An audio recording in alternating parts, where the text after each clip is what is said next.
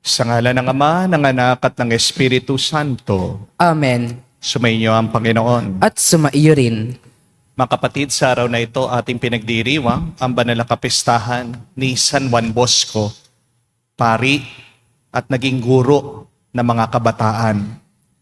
Dahil sa paggabay at kabanalan ni San Juan Bosco, napakaraming mga kabataan ang naging banal, naging santo. Dahil sa kanyang pagtuturo, napakarami din ang na-inspired na magpari, pumasok sa buhay religyoso. At isa po ako dyan. Papasalamat ako kay Don Bosco dahil ako po ay pumasok sa eskwela ng mga Salesiano ng Don Bosco. Dahil po sa buhay ni Don Bosco, narinig ko ang tawag ng Diyos na paglingkuran siya bilang isang pari. At hindi ko makakalimutan, isa sa mga turo ni Don Bosco, ang sabi niya, run, jump, make noise, but do not sin. Magsaya ka, magingay ka, lumundag ka, pero wag na wag kang magkakasala. Ano bang kasalanan? Hindi lang yung masama at mali na ating ginagawa. Pero tayo din ay nagkakasala kapag tayo'y natatakot at nangangamba. Dahil palaging utos ng Diyos, huwag kayong matakot, huwag kayong mangamba. Dahil pag tayo'y natatakot, nawawala ang tiwala sa ating mga puso.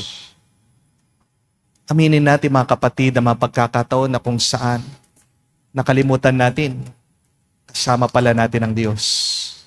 Ginagabayan tayo ng Diyos. At hindi tayo pinapabayaan ng Diyos. Sa mga pagkakataon ng ating kahinaan, muli tayong magpakumbaba. Hilingin natin ang awa at pagpapatawad ng Diyos para tayo makita minsan pakarapat dapat makatanggap sa mga banal na misteryo. Inaamin ko Sa makapangyarihang Diyos at sa inyo mga kapatid, na lubha akong nagkasala sa isip, sa salita, sa gawa at sa aking pagkukulang. Kaya isinasamo ko sa mahal na Birheng Maria, sa lahat ng maanghel at mga banal, at sa inyo mga kapatid, na ako'y ipanalangin sa Panginoong ating Diyos. kawan tayo na makapangyarihang Diyos, patawarin tayo sa ating mga kasalanan, patnubayan tayo sa buhay na walang hanggan. Amen. Panginoon, kaawaan mo kami. Panginoon, kaawaan mo kami. Kristo, kaawaan mo kami. Kristo, kaawaan mo kami. Panginoon, kaawaan mo kami. Panginoon, kaawaan mo kami. Manalangin tayo. Ama naming makapangyarihan, inantig mo ang paring si San Juan Bosco upang maging ama at guro ng mga kabataan. Pagkaloob mong kami, madarang naningas ng pag-ibig na sa kanya'y nagpaalab, parang kapwa'y pagmalasakitan at ikaw ay paglingkuran. Sa pamagitan ni Jesucristo kasama ng Espiritu Santo, magpa sa walang hanggan. Amen.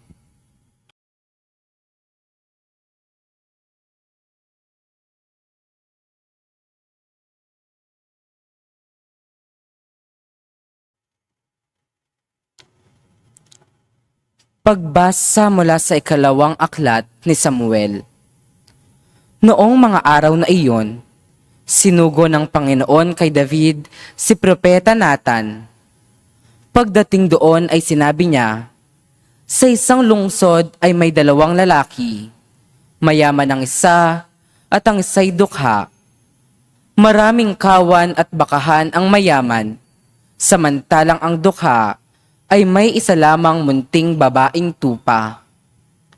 Inalagaan niya ito at pinalaking kasama ng kanyang mga anak.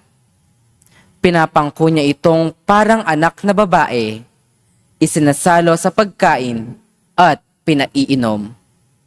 Minsan, may manlalakbay na naging panauhin ang mayamang nabanggit. Sa halip na sa kanyang kawan, kumuha ng hayop na papatayin, ang kaisa-isang tupa ng dukhang iyon ang kaniyang kinuha. At iyon ang inihanda niya para sa kanyang panauhin. Napasigaw sa galit si David. Naririnig tayo ng Panginoon, ang taong iyo'y dapat na mamatay. Kailangang magbayad siya ng 4 na ibayo sa kanyang ginawa, sapagkat inapi niya ang dukha. Sinabi agad ni Nathan kay David, "Kayo ang lalaking iyon. Ito ang sinabi sa inyo ng Panginoon. Yamang ako'y itinakwil mo at kinuha mo ang asawa ni Urias. Tandaan mong laging may mamamatay sa patalim sa iyong sambahayan." Sinabi pa rin ng Panginoon, "Pagkakagalitan ko ang iyong sambahayan, sa harap mo'y ibibigay ko sa iba ang iyong mga asawa at sisipingan sila kahit araw. Ginawa mo ito ng lihim, hayag kitang parurusahan at makikita ng buong Israel." Sinabi ni David kay Nathan, "Tunay akong nagkasala sa Panginoon." Sumagot si Nathan, "Kung gayoy, pinatatawad ka na niya at hindi ka na mamamatay. Gayunman, yamang nilapastangan mo ang Panginoon, ang magiging anak mo ang mamamatay." At umuwi na si Nathan. Tulad ng sinabi ng Panginoon, ang anak ni David sa asawa ni Urias ay nagkasakit ng malubha. Dumalangin si David para gumaling ang bata. Nagdamit siya ng sako at nag-ayuno, at sa lupa na nahiga ng gabing iyon. Lumapit sa kanya ang matatanda sa palasyo at hinimok siyang bumangon, ngunit tumanggi siya. Ayaw rin niyang kumain. Ang salita ng Diyos. Salamat sa Diyos. Diyos ko, sa aking likhain, tapat na puso't loobin. Diyos ko, sa aking likhain, tapat na puso't loobin. Isang pusong tapat sa aking likhain, bigyan mo, O Diyos, ng bagong damdamin. Sa iyong harapay, huwag akong alisin, ang Espiritu mo ang papaghariin. Diyos ko, sa aking likhain, tapat na puso't loobin. Ang galak na dulot ng iyong pagliligtas, ibalik at ako ay gawin mong tapat. Kung magkagayon na, aking tuturuang sa iyo lumapit ang makasalanan. Diyos ko, sa aking likhain, tapat na puso't loobin. Ingatan mo ako, Diyos kong manunubos, ang pagliligtas mo'y galak kong ibabantog. Turuan mo akong makapagsalita at pupurihin ka sa gitna ng madla. Diyos ko, sa aking likhain, tapat na puso't loobin.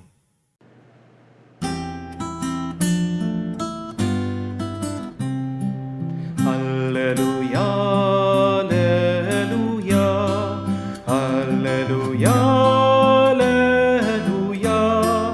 alleluia, alleluia, alleluia, alleluia, alleluia, alleluia, alleluia, alleluia. Kay laki ng pagmamahal ng Diyos sa sanlibutan, kaya't anak niya'y binigay. Aleluya, aleluya. Sumainyo ang Panginoon. At sumaiyo rin. Ang mabuting balita ng Panginoon ayon kay San Marcos. Papuri sa iyo, Panginoon. Nung araw na iyon, habang nagtatakip silim na, sinabi ni Jesus sa kanya mga alagad, "Tumawid tayo sa ibayo." Kaya't iniwan nila ang mga tao at sumakay sa bangkang kinalulunanan ni Jesus upang itawid siya. May kasabay pa silang iba sa mga bangka. Dumating ang malakas na unos. Hinampas ng malalaking alon ang bangka. Ano pat halos mapuno ito ng tubig. Si Jesus na may nakahilig sa unan, sa may hulihan ng bangka at natutulog. Ginising siya ng mga alagad. Guro, anila, di nyo ba alintana? Lulubog na po tayo. Bumangon si Jesus at tinutos sa hangin, tigil. At sinabi sa dagat, tumahimik ka. Tumigil ang hangin at tumahimik ang dagat. Pagkatapos sinabi niya sa mga alagad, bakit kayo natatakot? Wala pa ba kayong pananalig? Sinidlan sila na matinding takot at pagigalalas. At nagsabi sa isa't isa, sino kaya ito? At sinusunod maging ng hangin at ng dagat. Mga kapatid, ang mabuting balita ng ating Panginoon. Pinupuri ka namin, Panginoong Hesukristo. Magandang araw po muli sa inyong lahat. Magandang araw po, Father. Meron pong isang kwento tungkol po sa isang lalaki. At minsan nakita po siya ng kanyang kaibigan. Parang takot na takot siya, nanginginig, hindi mapakali. Kaya tinanong po siya ng kanyang kaibigan, pare, ba't parang takot na takot ka? At sumagot daw po itong lalaki, sabi niya, kasi pinagalitan ako ng tatay ko. Ha? Pinagalitan ka lang? Natatakot ka na agad? Bakit? Ilang taon ka na ba? Sumagot po ang lalaki, sabi niya, 40 years old na ako. Grabe, ang tanda-tanda mo na pala. Tapos, natatakot ka sa tatay mo? Sumagot daw po yung lalaki, sabi niya, paano ba naman? 1 taon nang patay yung tatay ko. Nagpakita sa akin, pinapagalitan ako. Kahit ako ba naman po, matatakot din. Di po ba? Kapatid, minsan ganyan din tayo eh. Hindi naman totoo ang panganib, pero totoo ang takot. Amen? Pero hindi ibig sabihin, totoo ang takot mo, nararamdaman mo ang pangamba mo, na totoo nang mangyayari ito. Understand, my dear friends, that 99% of your fears is not true and will not come true. Karamihan po sa ating mga kinakatakutan, hindi mangyayari at hindi nangyayari. Yan ang problema natin. Pinaparusahan natin ang ating mga sarili dahil sa ating mga takot. Parang umuulan sa isip mo, pero sa realidad, umaaraw naman talaga. Halimbawa, takot kang iwanan ka ng asawa mo. Kahit naman araw-araw, inuuwian ka. Takot ka na hindi ka makabayad sa utang. Pero buwan-buwan, nakakaraos ka. Takot ka na mamamatay ka dahil sa iyong sakit. Pero nauna pang namatay yung kapitbahay mo. Kaya nga, hindi po mahalaga kung anong kinatatakot mo. Anong mas mahalaga? Ang tanong, bakit natatakot ka? The most important question is, why are you afraid? Kasi ang pinakaugat ng takot ay hindi po galing sa realidad. Ang takot ay nanggagaling sa ating mga kaisipan. Kaya natatakot ka, kapatid, kasi hindi ka nabubuhay sa kasalukuyan. Natatakot ka, kapatid, dahil nabubuhay ka sa iyong imagination. May dalawa pong salita na madalas pinagmumulan ng ating takot. Ito po yung salitang, what if? Paano kaya? Diba? Yan yung dialogue mo, yan yung naririnig mo sa isip mo, sa loob mo, kaya naman biglang lumalakas ang takot mo. Anong sinasabi mo? Paano kaya kapag bumalik yung sakit ko? Paano kaya kung aalisin ako sa trabaho? Paano kaya kung hindi ako pumasa sa board exam? Paano kaya kung mamamatay ang aking magulang? Wala pa naman. Pero ina-advance natin yung nangyayari. At kapag naniwala ka dun sa wala, ano pong tawag dyan? Kabaliwan. Mga baliw lang ang naniniwala dun sa mga hindi pa nangyayari at sa mga wala. Di po ba? Kaya nga, ang palaging takot, yan yung mga nababaliw. Amen? Understand. You are afraid because you're not living in life. You are afraid because you're living in your mind. Get out from your mind. Stay in reality. Stay in the present. Remember, the present is God's gift to you. You're also afraid, not because life is happening, but you are afraid because you are living a life without God. Sa Ebanghelyo po, narinig natin na nasa bangka ang mga alagad ng ating Panginoong Jesucristo. Meron daw pong dumating ng isang malaking bagyo. Malakas ang alon, pumapasok ng tubig doon po sa bangka. Pero bakit ang ating Panginoong Jesucristo napakahimbing ng kanyang tulog? Bakit si Jesus hindi natakot? Hindi po dahil walang bagyo. Merong bagyo. Hindi po dahil hindi delikado. Napakadelikado nga eh. Pero bakit hindi natakot si Jesus? Kasi ang ating Panginoong Jesucristo, hindi po siya nabuhay sa what if. Nabuhay siya doon sa paniniwalang, who is with me? At sino po ang kasama ng ating Panginoong Jesucristo? Ang Diyos Ama. Amen? Mga kapatid, takot ang mga alagad, hindi dahil malakas ang bagyo, kung hindi dahil malakas sa kanila ang iniisip nilang takot. Takot ang mga alagad dahil hinayaan nila na pumasok ang bagyo sa kanilang isip, hanggang pumasok na rin ito sa kanilang puso. Kaya napansin niyo po, balikan yung Ebanghelyo, ano ang sabi nila sa ating Panginoon? Lord, do you not care that we are perishing? Pero wala naman sanang takot ang mga alagad kung may pananampalataya sila. Ang pananampalataya, ang sasabihin niya, ang ipapahayag niya ay, Lord, I trust you. My dear friends, your fear is a reminder for you to trust God again. Amen? There are two choices when you're afraid. There is the negative fear, and the second is the positive fear. Spell fear, F-E-A-R. Ano po yung masamang fear? Forget everything and run. Tandaan niyo po yun. Fear is forget everything and run. Takbo agad, iwas agad, atras agad, give up agad. Yan po yung negatibong takot. But the positive fear is, F-E-A-R, is face everything and rise. Tandaan niyo po yun. Face everything and rise. Harapin lahat, tapos bumangon ka, lumaban ka, magpatuloy ka. Kapatid, kapag natatakot ka, huwag kang lumayo sa Diyos. Mas lumapit ka pa sa Kanya. Kasi ang takot lumalaki kapag mag-isa ka. Amen? Alalahanin mo din, tandaan mo, palaging nasa bangka mo si Kristo. Hindi man gumagawa ng ingay ang Diyos. Madalas tahimik siya, pero hindi ibig sabihin wala siya. Silence does not mean absence. But silence means God is doing something. Tahimik ang Diyos minsan hindi dahil wala siyang pakialam. Tahimik ang Diyos minsan kasi may ginagawa siya. Di ba ganyan yung mga taong busy? Kapag hindi mo sila naririnig, ibig sabihin, meron silang ginagawa.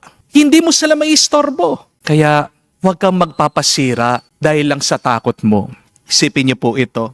Ang takot ay parang gumagawa ka ng horror story sa utak mo. Minsan, ang nakakatawa, gumagawa tayo ng mga nakakatakot na kwento eh. Pero walang ibang nanonood kung hindi ikaw lang. Di po ba? At ang masaklap pa, tinatakot mo na yung sarili mo, hindi ka naman kumikita dyan sa yung horror story. Di po ba? Okay lang naman po sanang gumawa ng nakakatakot na kwento kung sanang merong ibang manunood. Okay lang naman po na gumawang nakakatakot na movie kung kikita ka, kung babayaran ka. Pero malungkot na kwento, wala nang ang ibang nanonood sa kwento mo, wala nang ibang nanonood sa takot mo, mag-isa ka na lang, nalulungkot ka, bankrupt ka, at pinapahirapan mo pa ang sarili mo. Di po ba, mga kapatid? Imbis na gumawa ka na nakakatakot na kwento, kaya mo naman lumikha ka ng comedy. Gumawa ka ng love story. You can create an inspirational story. Start in your mind. Amen? Start using your mind differently. Your mind is a tool. Gamitin mo ng mabuti yan. Huwag kang magpapagamit sa iyong utak. Amen? Imbis na sabihin mo, paano kaya ang mas magandang sabihin mo, kahit na. Because fear will say, what if? But trust will always say, even if. Kasi ang tunay na pananampalataya, hindi nagsasabing, walang mangyayaring masama. Ang pananampalataya, sasabihin niya, kahit na may masamang nangyayari, may Diyos pa rin. Amen? That is true faith. I know there will be hard times. I know there will be difficult experiences. I know evil is present. And yet I know and I believe, I trust, God is present always. Amen? Magdasal po tayo, mga kapatid, sa banal na misang ito. Hingin natin sa Diyos. Patahimikin ang bagyo ng takot sa ating mga loob. Sabihin natin, Panginoon, palitan mo naman ang aking what if, paano na, sa I trust in you. Sa bawat takot natin, naway maalaala natin, buhay ang Diyos sa ating puso at hindi niya tayo pababayaang lumubog, mawala at masawi sa ating mga problema. Amen.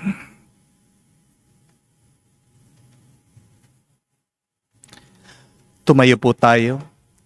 Sinusunod maging ng hangin at ng alon ng anak ng Diyos. Mulat sa katotohanan ito, manalangin tayo na may pagtitiwala para sa kapayapaan sa napakagulong daigdig. Ating sabihin, Panginoon, dinggin mo kami. Panginoon, dinggin mo kami.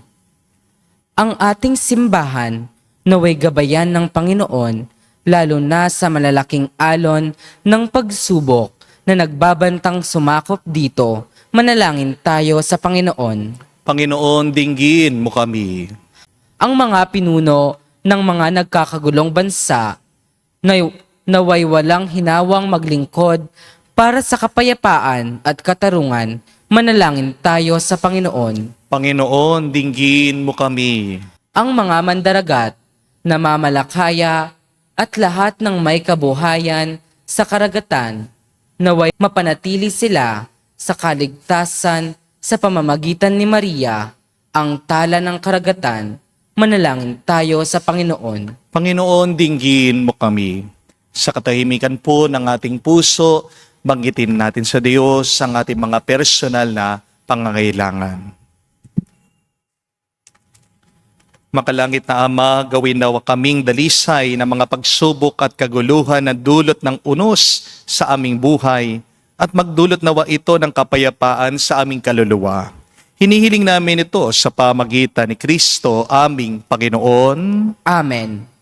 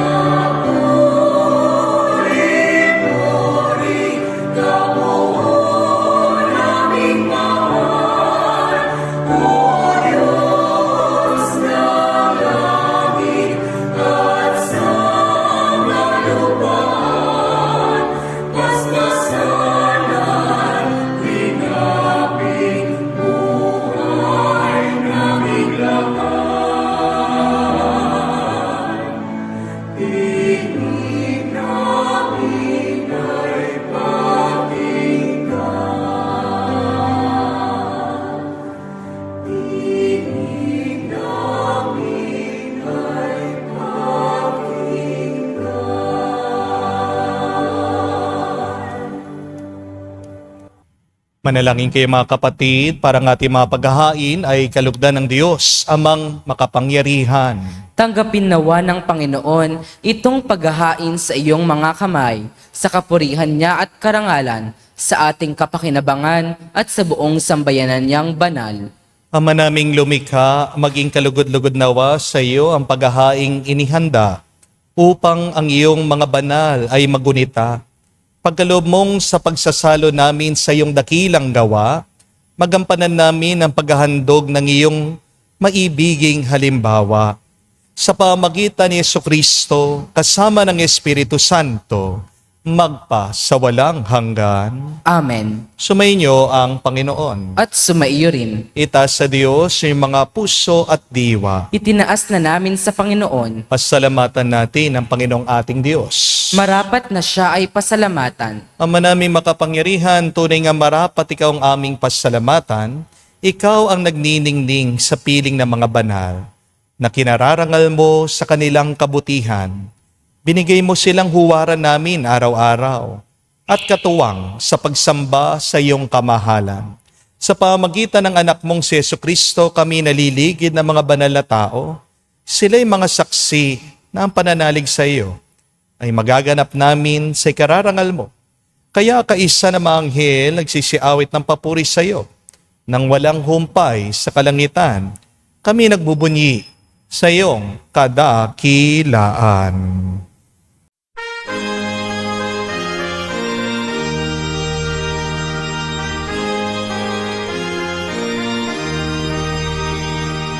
Santo, Santo, Santo, Panginoong Diyos ng mga hukbo.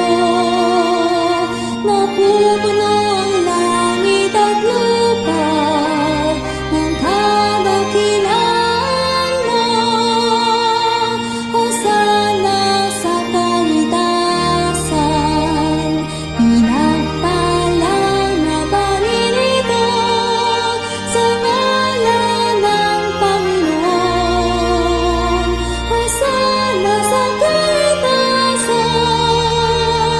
Hosana sa kaitasan. Ama naming banal, ikaw ang bukalan tanang kabanalan. Kaya't sa pamagitan ng iyong Espiritu, gawin mong banal ang mga kaloob na ito, upang para sa amin maging katawan at dugo ng aming Panginoong Heso Kristo. Bago niya pinagtiis ang kusang loob na maging handog, hinawakan niyang tinapay, pinasalamatan kanya. Pinaghati-hati niya iyon, inabot sa kanyang malagad at sinabi, "Tanggapin ninyong lahat ito at kanin. Ito ang aking katawan na ihahandog para sa inyo."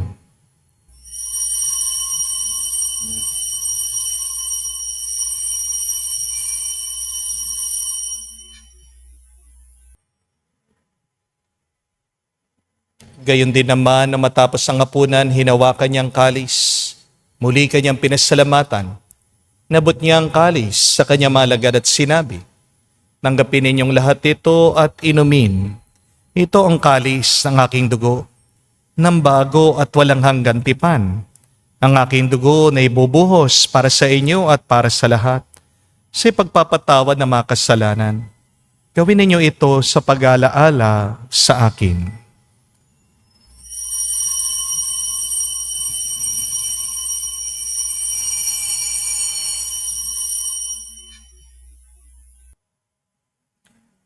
Ang misteryo ng pananampalataya.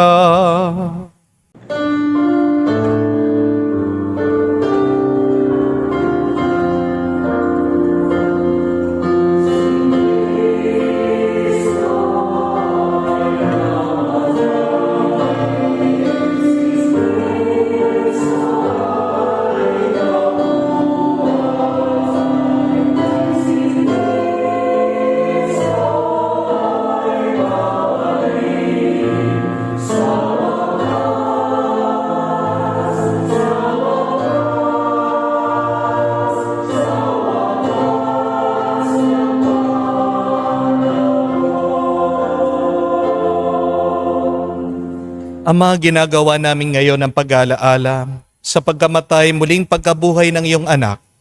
Kaya tinialay namin sa iyong tinapay nagbibigay buhay at ang kalis na nagkakalob ng kaligtasan. Kami nagpapasalamat dahil kami yung minarapat na tumayo sa harap mo para maglingkod sa iyo. Sinasamo namin kami magsalo-salo sa katawan at dugo ni Kristo ay mabuklod sa pagkakaisa sa pamagitan ng Espiritu Santo.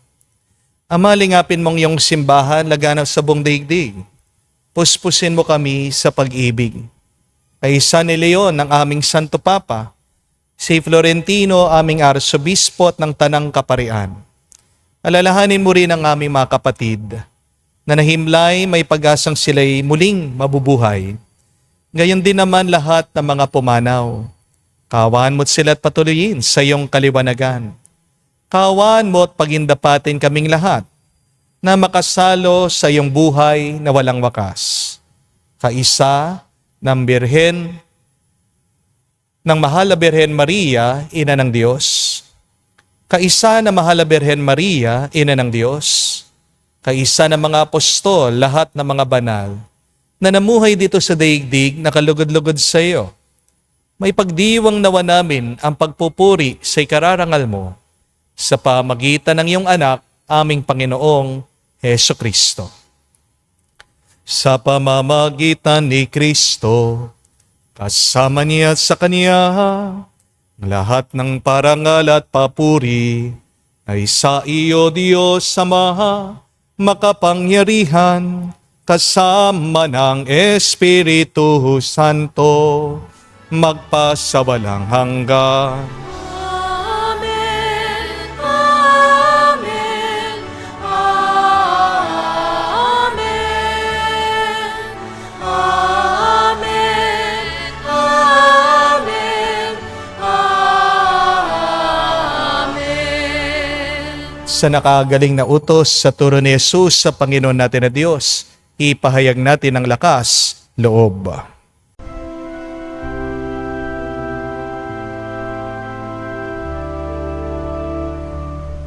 Ama namin, sumasalangit ka, sambahin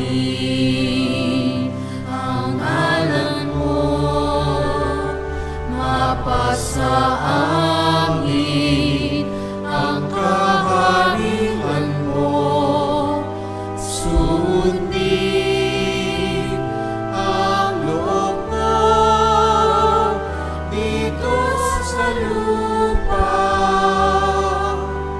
para nang sa langit. Bigyan mo kami ngayon ng aming kakanin sa araw-araw.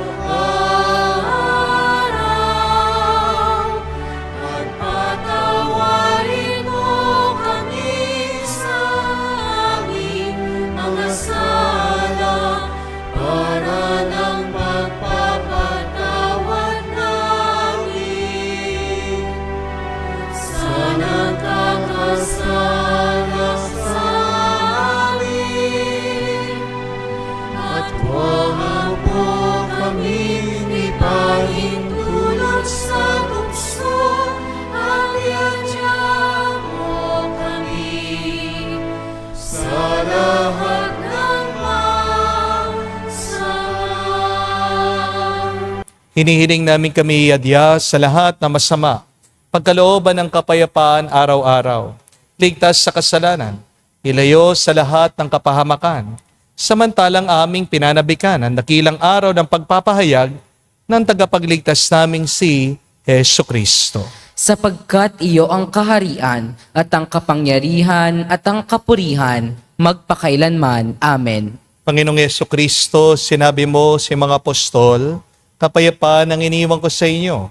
Ang aking kapayapaan binibigay ko sa inyo.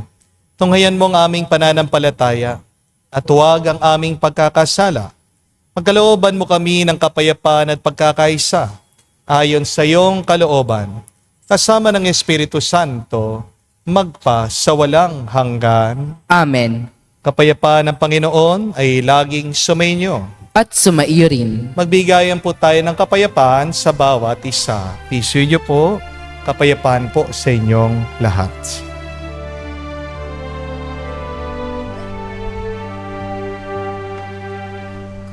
Kordero ng Diyos na nag-aalis ng mga kasalanan ng sanlibutan, maawa ka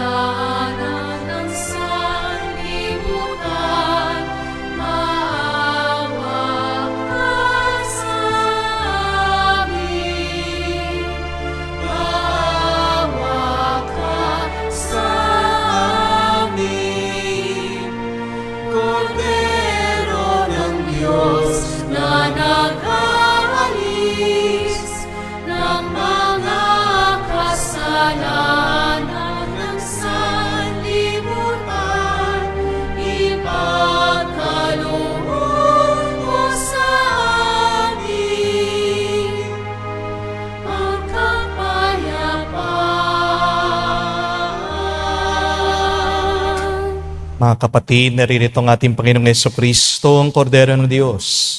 Siya nag-aalis sa mga kasalanan ng sanlibutan. Mapalad tayong lumalapit sa piging ng Kordero. Panginoon, hindi ako karapat-dapat na magpatuloy sa iyo, ngunit sa isang salita mo lamang ay gagaling na ako.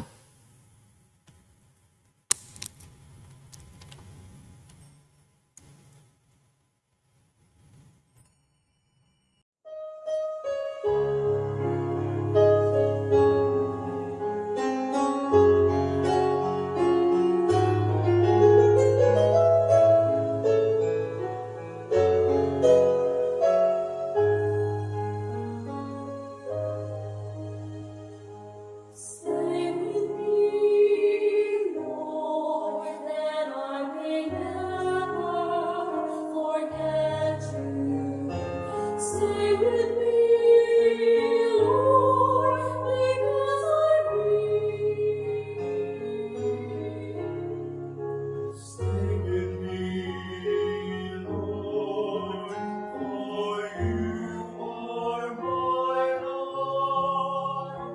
Stay with me, Lord, for you are my life. Oh, I need you, Lord Jesus, in this night of exile. Stay with me, Lord Jesus, in the breaking of the breath of my wings, disperses all darkness. The force that sustains me, the unique joy of my heart.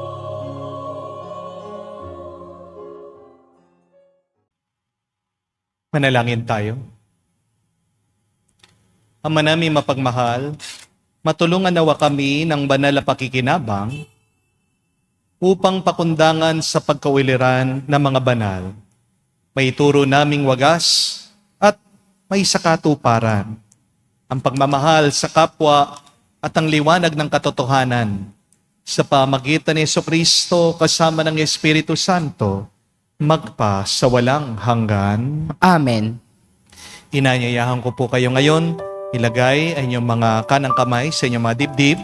Sabay-sabay po natin dasalin ang the miraculous prayer of Padre Pio for the quick recovery and healing of our sick brothers and sisters. Heavenly Father, I thank you for loving me. I thank you for sending your Son, our Lord Jesus Christ, to the world to save and to set me free. I trust in your power and grace that sustain and restore me. Loving Father, touch me now with your healing hands, for I believe that your will is for me to be well in mind, body, soul, and spirit. Cover me with the most precious blood of your Son, our Lord Jesus Christ, from the top of my head to the soles of my feet. Cast out anything that should not be in me. Root out any unhealthy and abnormal cells. Open any blocked arteries or veins, and rebuild and replenish any damaged areas. Remove all inflammation and cleanse any infection by the power of Jesus' precious blood. Let the fire of your healing love pass through my entire body to heal and to make new any diseased areas, so that my body will function the way you created it to function. Touch also my mind and my emotion, even the deepest recesses of my heart. Saturate my entire being with your presence, love, joy, and peace, and draw me ever closer to you every moment of my life. And Father, fill me with your Holy Spirit and empower me to do your works, so that my life will bring glory and honor to your holy name. I ask this in the name of our Lord Jesus Christ. Amen. We ask for the intercession for our Blessed Mother Mary. Hail Mary, full of grace, the Lord is with you. Blessed are you among women, and blessed is the fruit of your womb, Jesus. Holy Mary, Mother of God, pray for us sinners, now and at the hour of our death. Amen. Padre Pio Petralcina. Pray for us. Again, my dear friends, beware of your fear. Kahit na sabihin nyo, Father, totoo naman yung aking nararamdaman na takot. Hindi naman kailangan yan na maging katotohanan ng iyong buhay. Bakit ka natatakot? Kasi nabubuhay ka dito, sa isip mo lang. Dalawa pong sangkap ng takot. Your fantastic imagination and your memory.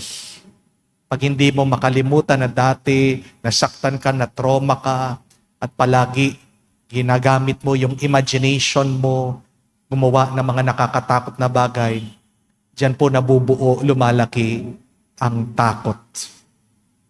Gamitin niyo pong isip niyo sa mabuti. Use your mind differently.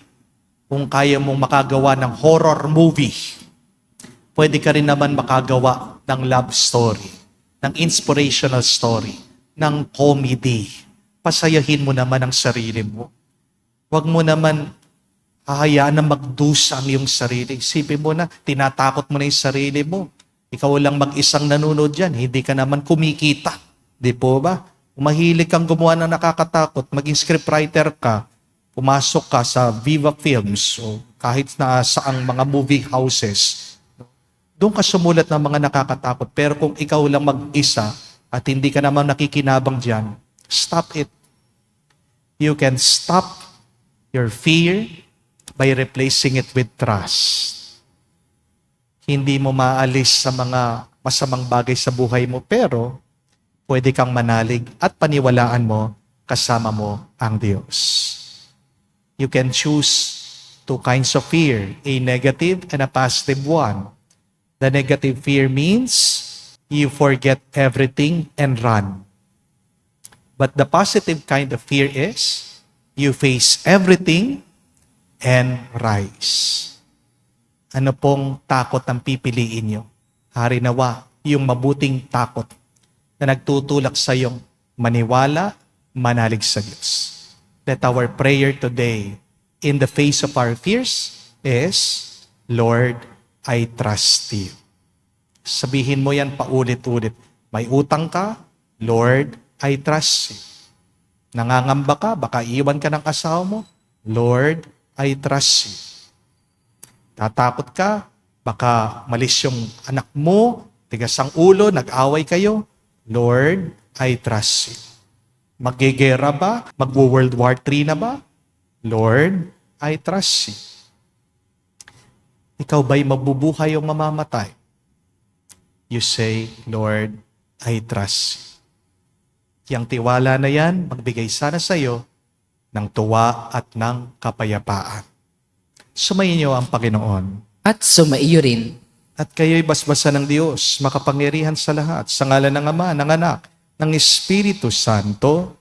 Amen. Ang ating misa ay natapos na. Humayo kayo sa kapayapaan ni Kristo. Salamat sa Diyos.